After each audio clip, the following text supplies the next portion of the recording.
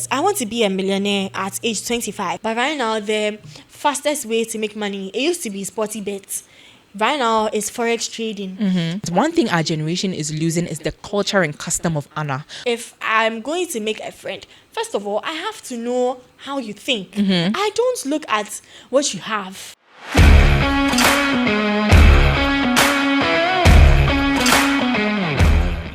Hello and welcome to the maiden edition of the Deep Dive Show, where we talk about life, death, maybe, and everything in between. I am honored and elated to be your host. I am Kesidad, and today I have in the studio with me my friend, my sister, those who know that we've gone way, way back. Help me welcome Aisha. Hi guys, my name is Aisha Ziblim. I'm a content creator and a medical student who is going through a lot, but I'm happy to be here regardless. Thank you so much. Today and this show in general promises to be as exciting, as controversial, as educative as possible. We are not here to give advice, no. We are not here to pass any final verdict or final opinions. The purpose of this is to be able to give opinions from the purest point of view, considering today's topic, real life youth issues. I think most of our peers, most young people our age are even more tired than our parents. It's very, very unfortunate, And the flip side of it too is I think most older people, when they get to the point where they can share their opinions, most of the time it's refined, it's been fixed by adults' expectations, they've been able to live out life and come out with dictates they can pass, that this is the way, this is what works. That is not us today. We are here to share what it feels like to stand in the whirlwind, what it's like to be tired already before life even begins. And we are going to take this from the point of view of pressure, intrinsically generated pressure, the pressure to make it. Let me let you know that the average millionaire or billionaire across the world is usually someone in their 50s, apparently someone between the age of 57 to 61, And I came across a comment section, and the comment section said, someone in the comment said, that's the thing, I don't want to be average. The world is saying that the average millionaire is 57 to 61 years old. And this person, I didn't even have to check the profile. I just knew this person is a young person. And he or she is saying, I don't want to be average. So while everyone is making it at 51, I want to make it at 20. Exactly. How absurd is that? And it's creating a lot of isolation, because I believe this is the time of our lives where we have the grace, we have the flair to form friendships, to form bonds, to be real, to make mistakes, to form principles and values, to be young. But we are shoving that aside in the name of aspirations, which is not wrong. We are not here to condemn aspirations. We wouldn't be in school if we didn't have aspirations. At all. But I think there is a need for balance, there is a need for truth, and there's a need for a realignment. What do you have to say, Aisha? What I would start with is that most of the time the pressure comes from if you take away external pressure and focus on the pressure to make it young. People, on the case of 9 to 5, I don't know what is happening to us, but it's like as we are evolving, the youth is starting to resent and loathe the idea of 9 to 5. Why should I wake up in the morning at 9 a.m., go and work for the government, which is not even helping me, and come back at 5 p.m., come and fend for myself. And then at the end of the day, the money I'm even going to get is not going to be enough for me, let alone my family. And I want to live a luxury life. I've seen this car on TikTok. I've seen this person buy that car on Instagram. And I want that too. So why not me? Why should I go and then do 9 to 5? So people just do not like the idea of 9 to 5. So they want to find a quicker way, a shortcut, like an easier way. I 100% respect university students who open businesses in school. I know somebody who started a lip care business on her own. Right now she has graduated, but for now where she is, and she's still going for NSS 9 to 5. People, I feel like we can categorize this into 3 different types of people. People who resent 9 to 5 absolutely and do not want anything to do with it. That is 1. 2, people who are using the 9 to 5 as a backup plan. So yes, I want to be a millionaire at age 25, but in case that does not work out, in case my plans do not work out, I'm going to university to offer engineering or nursing, so that if it doesn't work out, I have 9 to 5 to fall back on. And then there are people who are following in the path of 9 to 5. Aside 9 to 5, they do not see themselves anywhere. They don't see themselves in a private institution, making their own, being their own CEOs. No, they want to work under the government because that is the life they know. That is the life they were raised with, and that is the life they want to continue. That is the legacy they want to continue. So with these 3 types of people, it's often those who resent 9 to 5 absolutely that have the most problems about financial pressure. Because why is it that we are all in school, we are all going to class, we are all being fed by our parents, and you want to like make it quick, you want to buy your first car at the age of 21? That's very ambitious if you ask me. But the methods through which you go through to acquire that car at 21, if it's not your already successful parents who averagely have made is like 51 to the age brackets you mentioned. If my parents buy a car for me, that's wonderful. But I don't think at the age of 19 you should be ambitious. Yes, but to the point where I am buying my own car at the age of 19 and you don't have any structured way of acquiring those finances. People can get into businesses. That's completely fine. That's respectable actually. But let's talk about the people who veer elsewhere due to accumulated pressure and go through, I don't want to say illegal, I don't want to say immoral, but side quests to acquire that money. I think when it comes to a 9 to 5, I think people our age have also realized that it is a way of having your dreams silenced by a salary, and having to trade in your dreams and potentials to work for someone. In that space, it is understandable why you would want to veer off and do something different. But what we seek to talk about in this moment is how many people our age are being pressured, not even because of potential that is going waste. What they seek to do has nothing to do with potential, but being confronted with the things they have seen online by what people do, what people appear to be doing, and this pressure most of the time pushes them to do things that, again, I don't want to say illegal or immoral. We are not here to judge, not at all.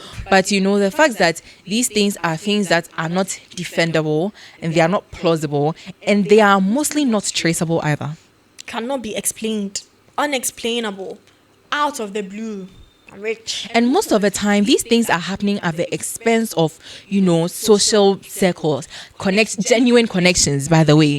They would, if it's left to connections alone, someone would say that, oh, they are friends and, acquainted with so and so person. But I think most of these people who are veering off into these secluded paths are going alone, have been convinced that it is best to go alone, and they do this at the expense of genuine connections and the thrill, the enthusiasm of being a young person and friendships. People are just I don't know, I feel like for us these days a lot of people are isolated, and even the people who do want to make friends, who are open to make friends, usually look out for people whose families have already made it in life. Like, okay, fine. Friendships these days are more transactional than they should be. It's like, okay, I see you. I come to class or I'm in a gathering and I see this girl. First off, she's holding the latest iPhone. She's holding an iPad. She has a car.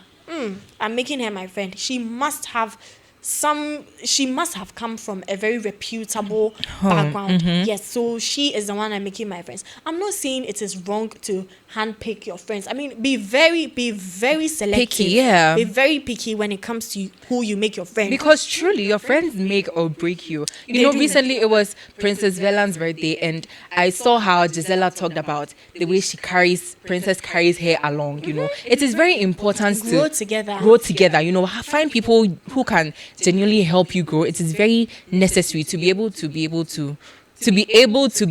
to sharpen one another. It is necessary. Handpick them. Values should align. Principles should align. But the part where it is transactional only because of what they have or what you assume they can do for you is an issue. People don't even think of, say, what is this person's views on this or that? What do you think? I don't know. People just don't read these days. People have zero knowledge on politics, what's going on in the world. People are just that close-minded. And so if, say, I'm using myself, if I'm going to make a friend, first of all, I have to know how you think. I don't look at what you have. No, I have to know how you think. Because for me, I easily get triggered by conversations around, like conversations that just do not make sense to me. Like, I am a feminist. Conversations around bias, racism, sexism. Once you share your opinion on something, it's a deal breaker for me. I'm like, wow, this person really thinks like this. Nope, I'm not going there. People don't look at that these days. They just look at, oh wow, she's pretty. Wow, I mean, I have to find a way to climb up the social ladder. Exactly. So if I have these people around me, this is my friend, that is my friend. Oh, this girl, I know her, she's my friend. Like, yeah, it will make me more relevant in society. And that in itself is another problem. I think this would be a bit controversial, but let me ask, does that make it wrong? I know people who only go to certain spheres. Their friends belong to only a certain circle on the social ladder, and they would argue that they are real friends, but at the same time they are benefiting. Do you think this conversation we are having negates that? This matter, it's like, choose who you make your friends. Definitely. But within you, be true to yourself. If you are to get into trouble, and I'm not talking financial problems, even if it is financial problem, what makes you think that that's DB friend you have, if you are to fall into a problem right now, she is going to help you? You can have the richest friend, and then you get into a problem and you cannot even ask for help. That is very, very true. And that points to the increasing rate of things like depression and anxiety. I am reading right here that depression among youth is rising globally, with 1 in 7 10 to 19-year-olds experiencing mental health disorders. 10 to 19. How do you explain this? I think that points to a lack of genuine connection. It is not wrong, again, as we've been hammering, to handpick your friends or, choose who comes into your circle. But I think as young, this is a time and the prime of our life where we give ourselves room to form such emotional connections, to form mental connections, to have people to fall on, to have people to speak to. I think it's very alarming how so much of our lives is revolving around the pressure to make it off of an idea someone sold to us. And it's very interesting when you realize people are not even looking into the truth or the reality of it. It is mostly just an idea that has been sold to us. Almost all the time unexplainable. They try to explain it and you look at it and it's not adding up. Like it's really not adding up. This person comes to the internet, all of a sudden, boom, very rich, and then goes for an interview. So how did you start? How was your journey? And you listen and you're like, this is not adding up, like at all. Most of the time unexplainable. But the fact that, oh no, this person has made it, I am also going to make it at this specific age. That's pressure. You see young boys going into, right now, I don't want to call it a trend, but right now the fastest way to make money, it used to be sporty bets. Right now it's forex trading. You just see people, you see a young boy, I'm a forex trader, to the extent where people want to drop out of school to focus on forex trading. Now, mind you, I have no knowledge on forex trading. I do not know how it works. All I know is that there are good market days, there are bad market days. I don't understand the basics. I don't know anything about candlesticks, whatever. But what I do know is that nothing is promised and nothing is permanent. It's very interesting how people are willing to forgo what is for the idea of what could be. It is very, very, very intriguing. This reminds me of a story of a young boy I know personally who came into contact with this person. I mean, I think because he was young, the idea of betting was a bit too strong for him. So what the person was able to lure him with was forex. And mind you, I also have no idea, and I do not think it is illegal in and of itself. No. But I think what we are saying is to buttress the fact that there is time, there is space, and the people in our day and age are not giving room for growth to happen, and we are rushing into things that we have no idea about. That is the import of what we are trying to talk about and the import of the story I'm about to tell. So this boy is now about 16. So when it was happening, he was about 15, actually. And he came into contact with this person who is supposed to be a middleman. Middleman for who? Middleman for what? I have no idea. Forex. Yes. But he claimed he was a middleman. And this boy's money was going into an investment. So it started off with his money for school. You know, the people who told me made an observation that he was barely eating. You just get ulcer and die. He was saving in large amounts, and this money was going to the middleman. Then from there, this middleman felt like it wasn't enough. The investment needed more. So he graduated to his parents' purses. Theft, basic theft. And when he realized he couldn't cover up the inconsistencies anymore, he started calling relatives abroad. Begging. But because he was young, it was very traceable. And we thank God for responsible adults. Amen. So they called his parents and they made inquiries because they do not expect that this young boy would need such amount of money, knowing he's well taken care of. So under pressure, he now broke out and confessed what was happening. You know, I do not think that it is wrong to have money at any age. And I mean, the fact that we stated that the average millionaire is between 57 to 61 years old does not negate the fact that there are young people who are successful. I want to be successful as early as possible. Yes. You know, it would be great to have the length and breadth of your life figured out very early on, so you could really enjoy, you know, the fruit of your labor, get to enjoy if there's marriage in the picture, enjoy it. If there are kids in the picture, enjoy it. That's great. But what we seek to highlight is how people are going to the extremes of their mental health, the extremes of social and emotional genuine connections, the extremes of a police record, you know, dilly-dallying with the police record in the name of making it. It's really alarming these days how I don't want to really talk about the influence of social media, because then I would be sounding like my mom. But like it's like let's call a spade a spade. Social media has its ups and downs. And of late I've been seeing a lot of downs because it's like, wow, I just log into TikTok right now and I see this girl with this wig. I'm like, so why don't I have this wig too? Because we are literally age mates. We came from the same place. Why do you have this wig and I don't have a wig? I have to find a way to get this wig. Hello, mommy, I want this wig. No. Hello, daddy, I want this wig. No. Now my parents are not getting me the wig. I have to find a way to get it for myself. And then some people will open businesses. Perfect. I respect that. But somebody too will, you know.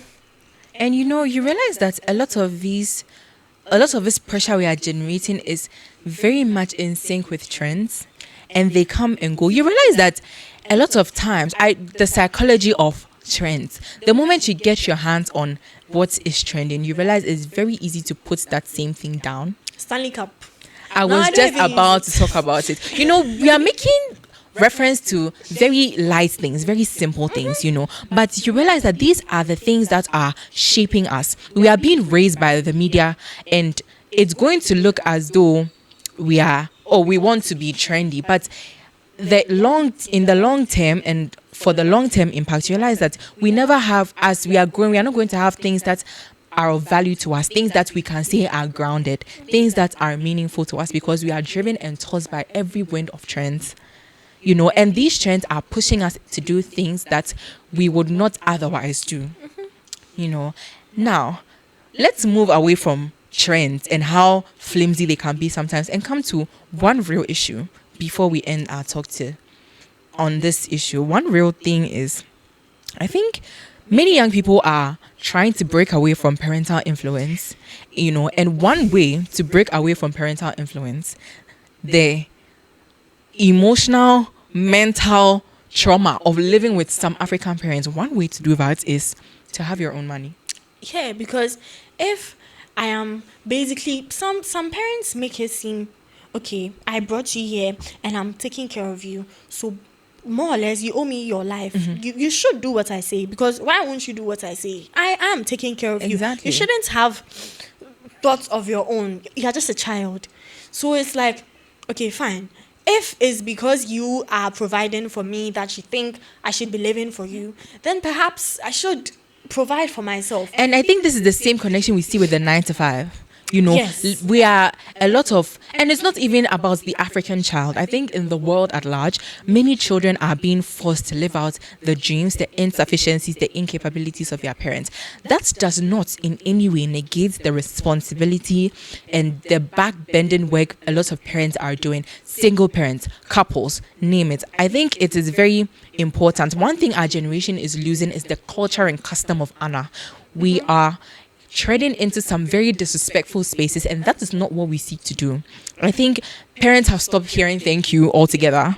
Thank you, I appreciate you, seems to have ended, and it is down to outright back and forth. But there needs to be a balance. I do not think that anybody owes their life to anybody, and that, fortunately and unfortunately, includes parents. It's a situation of, let's try to understand each other. Yes, you are my mother, you are my father. You speak to me, then I mean, I get it. But then I also tell you, hear me out. That is the problem. Hear me out. Should I limit it to Africa? They are just like, okay, you are a child, you don't know anything, so keep quiet.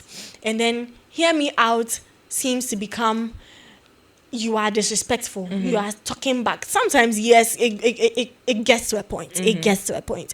But then other times, the children actually just want to be understood by the parents. It's one thing to love your child, to want the best for your child. And it's another to go through all extremes.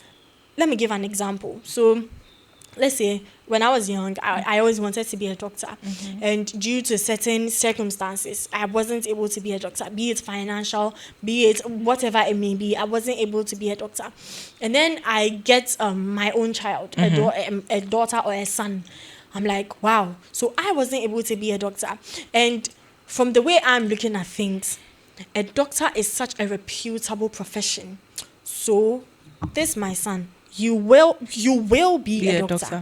Whether you like it or not. Because I know what I have seen. Perhaps I have seen how doctors are being revered among other professions, and then I want the best for my child, but the child does not want to be a doctor, and it becomes a problem.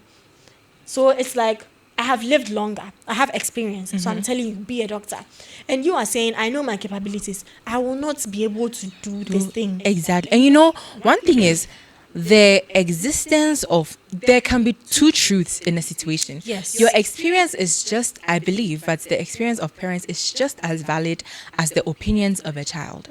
And most of the time, shutting these things down is what walks many people down paths of pent down trauma, depression, anxiety, loneliness.